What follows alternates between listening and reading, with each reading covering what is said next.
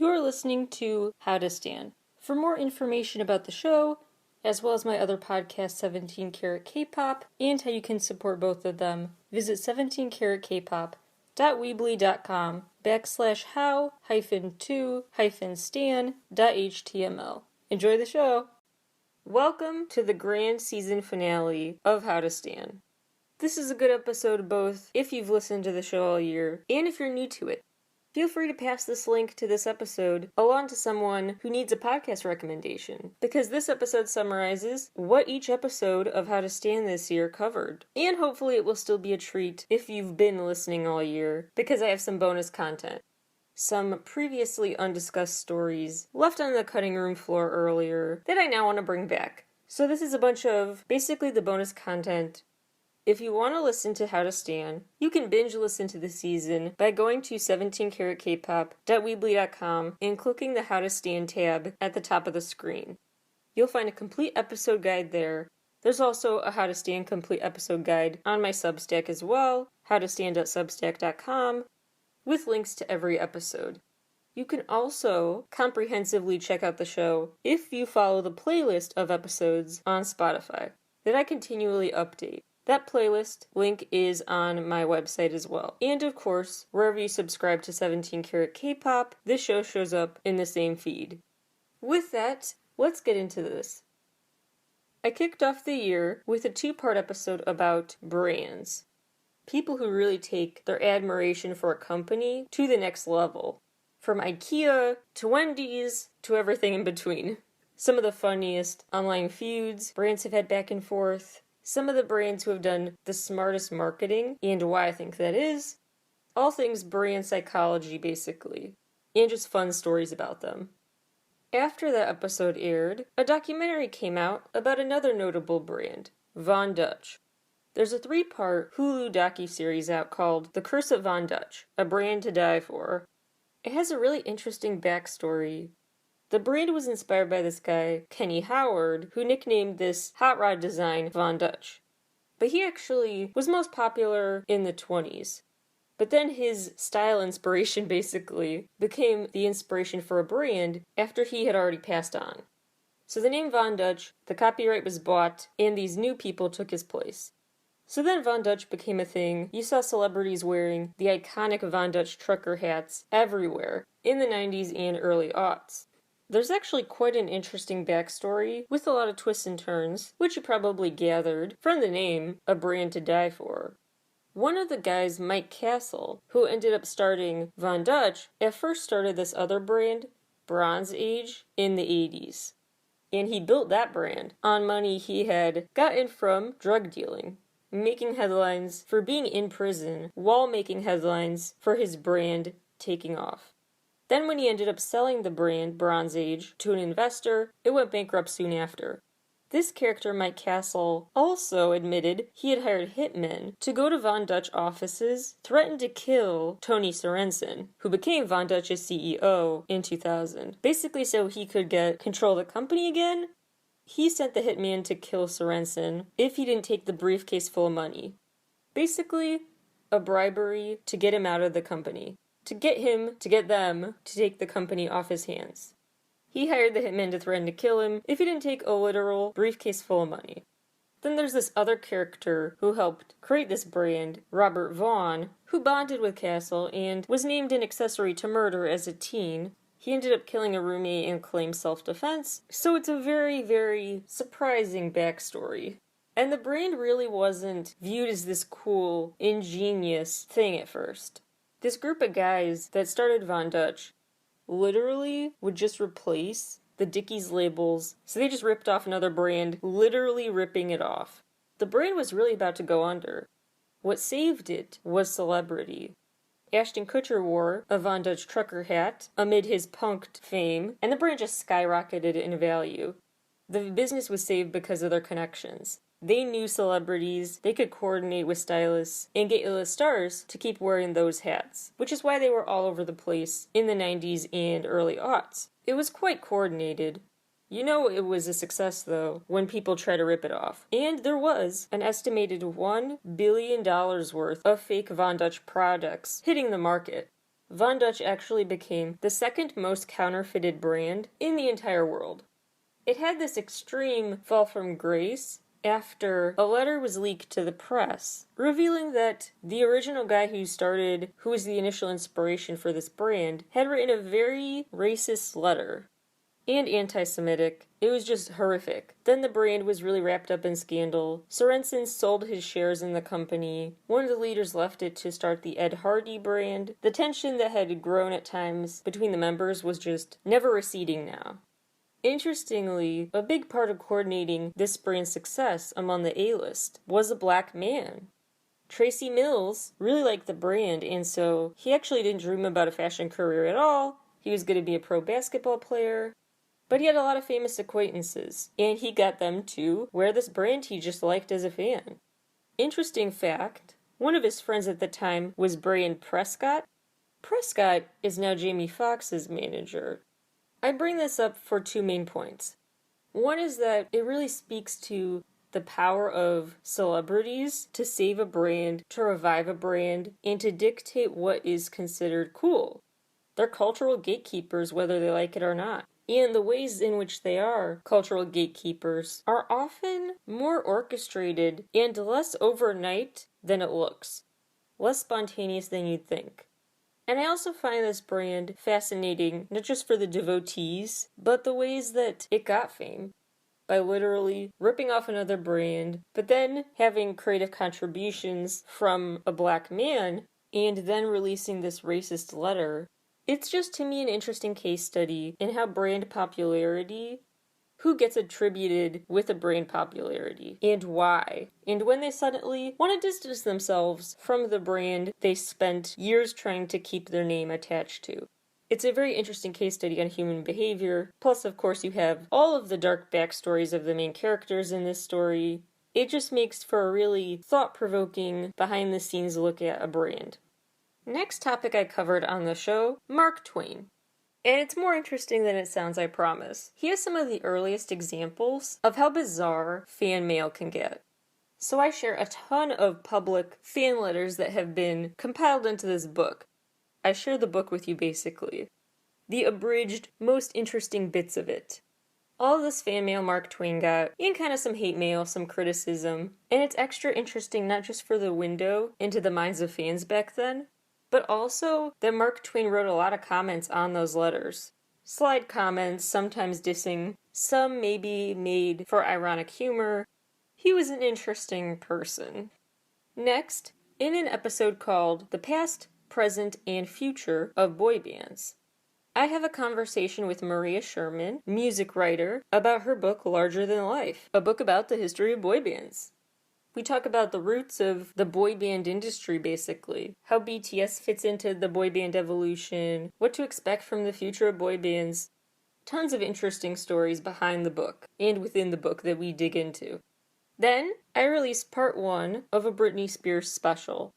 Part 1 was just a shorter timeline, but after all the documentaries came out, after I released that episode, I had to make an updated timeline, adding to the chronology a ton of dates, and key details into her situation based on what the documentaries shed light on. I recommend, frankly, just skipping the older version and going to my newer Britney episode. It's just called Britney is Free. A very exciting update, and I probably will have a part 3 when there are enough additions in her story to make that worthwhile. But hopefully, all good stuff, just legal case updates, as her now former conservator faces legal repercussions. I also take some time in that episode to break down the more harrowing aspects of a super underregulated conservatorship system in America more broadly, and the room for reform. I then released a 3-part series on UFO fanatics. UFologists, as some call themselves. This was before a ton of updates that I have to share now. So after I released my UFO special, diving into the history of UFO fascination, alleged alien abductions, the whole craze around possible extraterrestrial life, all the drama from the Storm Area 51 event, all of that kind of stuff. Then, a ton of documents and reporting came out.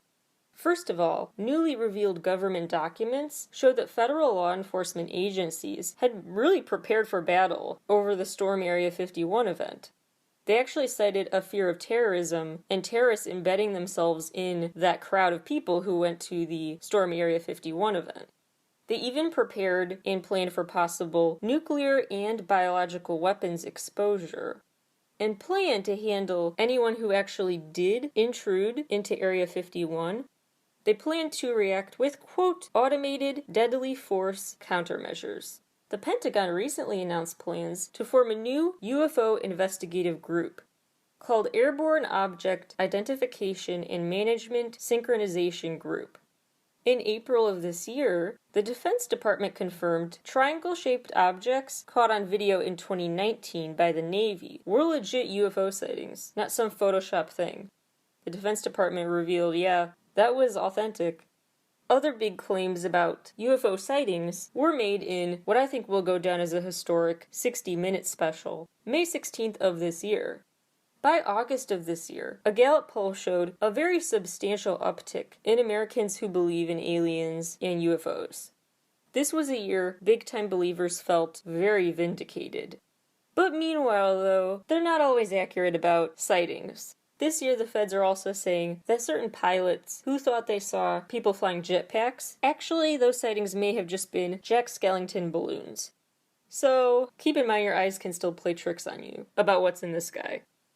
I had an episode about influencers, TikTok stars, a guide to hype houses, and TikTok famous people, the TikTok commune, people thought was a cult, other influencer culture stories, also the evolution, how famous YouTubers kind of went out of style and were quickly replaced with TikTok fame. All of that social media, internet culture history, I break down in that episode.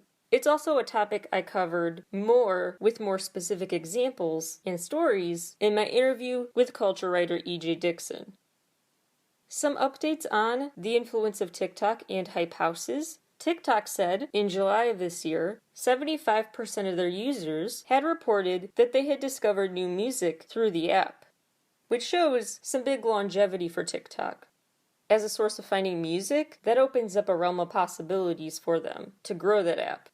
A new hype house, where creators live and make content together, was set up in London, called TikTok For You. But meanwhile, the Sway House is over. Its co-founder told People magazine, quote, if you view Sway as a content collective that lives together and is with each other every day, then yes, it's over. But Sway was always about a bigger message, and that will never die. So there's that dramatic way of putting it. Hype houses are really about the friends we made along the way. When Sway House had a reality show start about them, to me that seems to have been the pivotal moment, when their dynamics just permanently were changed. Reality TV will do that to you. Change what your mission is as a creator. So hype houses are still here, but some are already shuttered, so it may be a rise and fall cycle very quickly, but a cycle persisting nonetheless. I released an interview with Dove Cameron's mom, who's famous in her own right, Bonnie J. Wallace. She started Hometown to Hollywood, a consulting service, and a series of books and a podcast, all about giving advice for parents of Hollywood kids. How to go from hometown to Hollywood.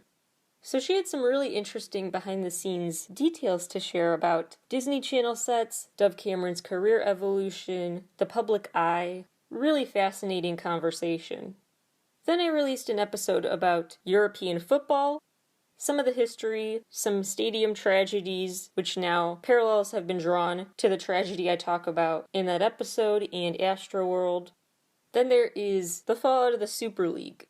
So I break down the 48-hour-ish saga of a concept of creating a Super League of European football teams.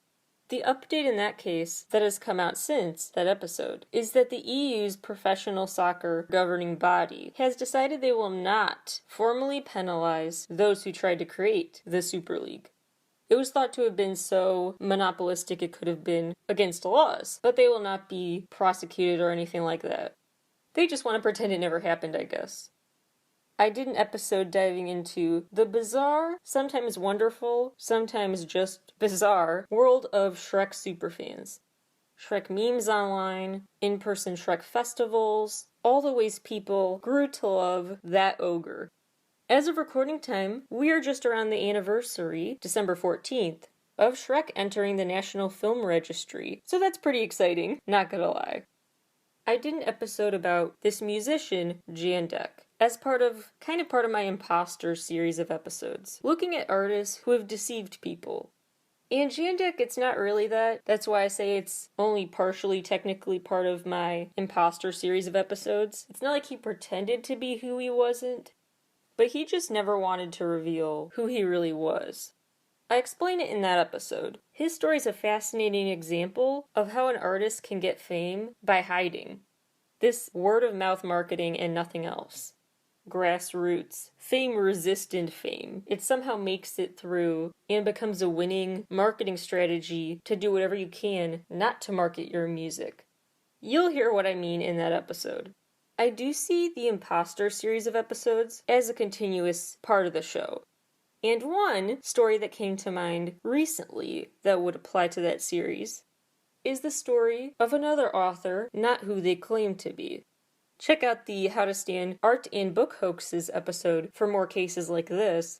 A woman recently who won a literary prize in Spain turned out to be 3 men posing as the solo woman writer.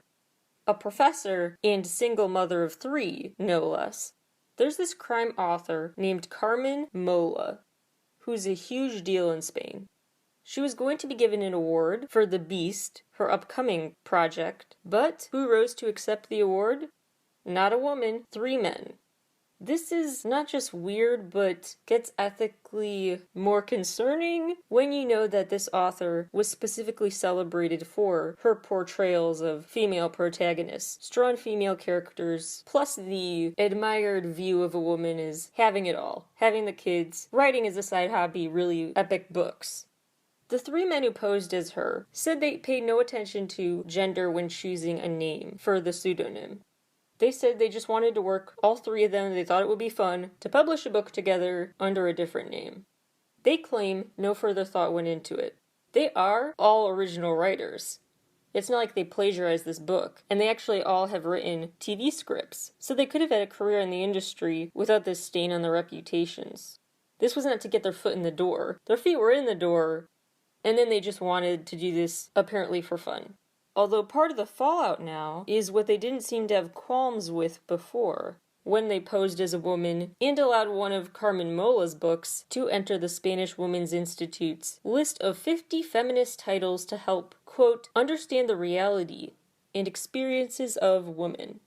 One of these 3 authors said, quote, Carmen Mola is not, like all the lies we've been telling, a university professor. We are 3 friends who, one day 4 years ago, decided to combine our talent to tell a story. Another one of them said, quote, I don't know if a female pseudonym would sell more than a male one. I don't have the faintest idea, but I doubt it. We didn't hide behind a woman, we hid behind a name.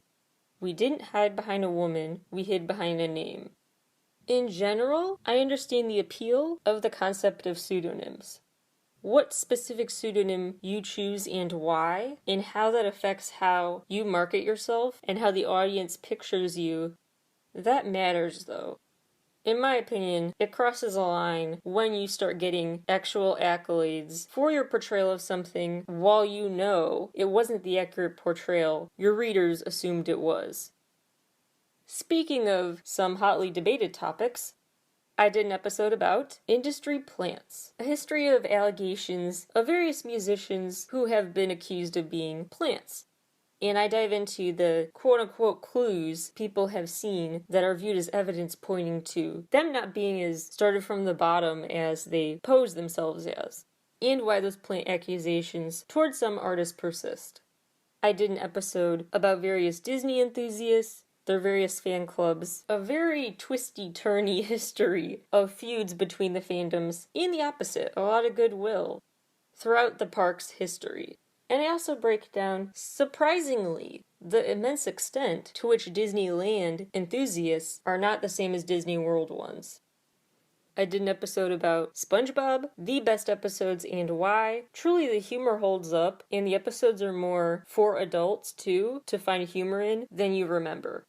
At least the classics. The first 5-ish seasons, still free with Amazon Prime right now, just a PSA, it's a delightful thing to watch. Really, they have layered, smart jokes and writing, at least in those early years. Now it may be more hyperactive and more kid jokes, more slapstick humor, but the first few seasons really hold up for all ages. Just so entertaining.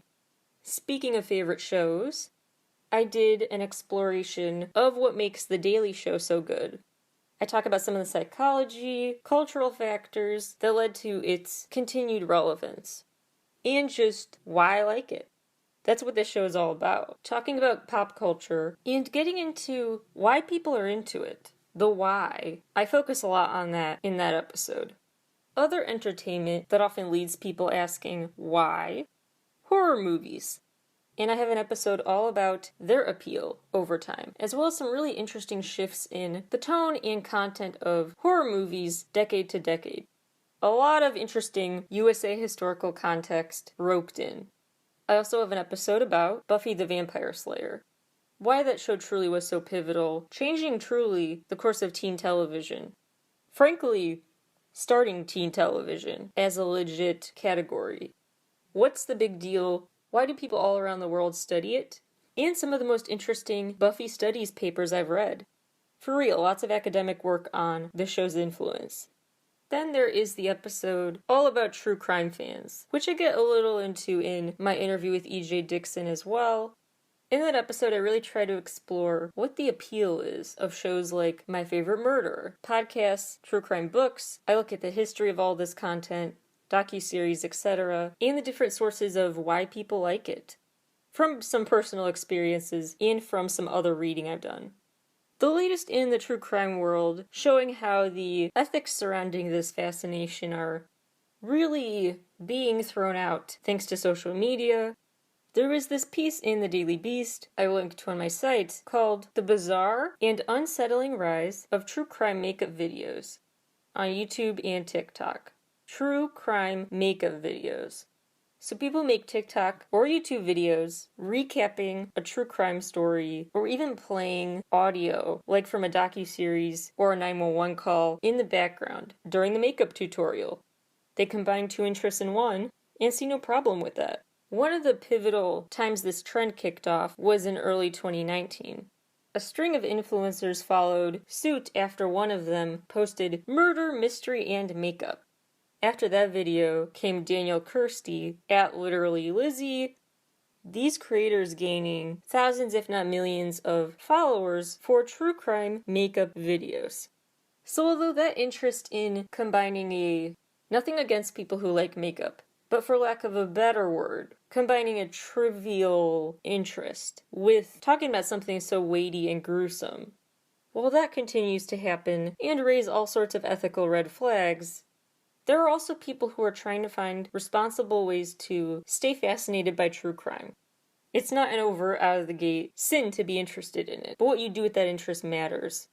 And one person who gets that is Caitlin Abrams, at Manic Pixie Mom, with over 1.6 million subscribers. She posts videos of her cleaning graves, and while she cleans their grave, she talks about that deceased person's life, which I find refreshing. Because if you want to talk about true crime, in some cases with paid influencers, make a career out of your true crime interest, please make room to bring attention back to the victims and the lives they lived. Not just what they looked like in their final moment. Not just the build-up to the crime. Not just getting into the head of the killer. The victims and their families. How do they want their loved ones to be remembered? That should be the first consideration. Also cut from the true crime episode is an interesting origin story of some of true crime fascination. In 1865, this guy, I apologize if I butcher this pronunciation, Fyodor Dostoevsky, started writing Crime and Punishment, a book from a murderer point of view. This guy, apparently, this author, wrote true crime because he heard stories of murders from other people in a labor camp he was imprisoned in Siberia.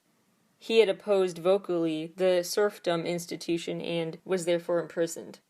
And he heard from basically his roommates. There's also the case of, again I apologize if I mispronounce here, Lacenaire, considered the start of true crime fandom before there was such a thing. With this guy's trial, women packed the court. They got so many front row seats to this trial, like it was a concert.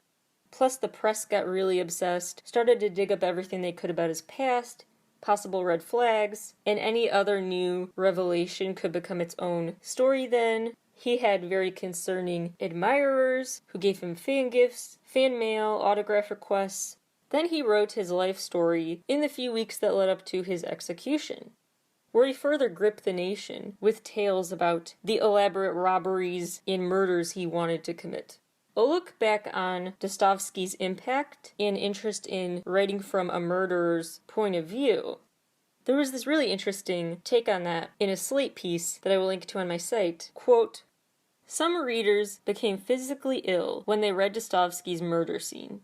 Others accused the novelist of disparaging activists and radicals as murderers, but one of Russia's most prominent radicals saw it another way. Dostoevsky created a new world in which everything is happening inside out, and our usual ideas about good and evil cannot have any binding force. Dostoevsky knew he was guilty. He knew that there was a small part of him that resembled a predatory pawnbroker and a writer with an axe. The best crime writers grapple with their own guilt. They understand the perversity of their material. They recognize what it says about us, and they pursue their subjects reluctantly. For Dostoevsky, there are no saints among us. The world is divided between the sinners who bury the bodies and the sinners who probe the wounds." That to me is a really fascinating take on this interest. That people are into, maybe this has to do a bit with horror movie characters too, maybe people like true crime because, in some perverse way, it shows us who we could be. Not who we want to be, of course, but the potential we have to cause such harm. The true power we have, and how life is full of sinners, so how are you going to go about sinning? What people do with their intense desires, and are we so fascinated because in a very dark way, some of humanity's worst instincts feel seen by these villains. By these real-life villains. Something resonates. Just another interesting take to consider. Weird note to end on, but just remember that I do run the gamut on this show, so How to Stand does have dark, gory, intense topics covered. Conservatorship systems that are exploitative, true crime stories that get exploited, etc. But then I have episodes like a countdown of the best SpongeBob episodes, a look at Shrek fans, the lives of Disney enthusiasts. So I like to just fandoms in their many forms.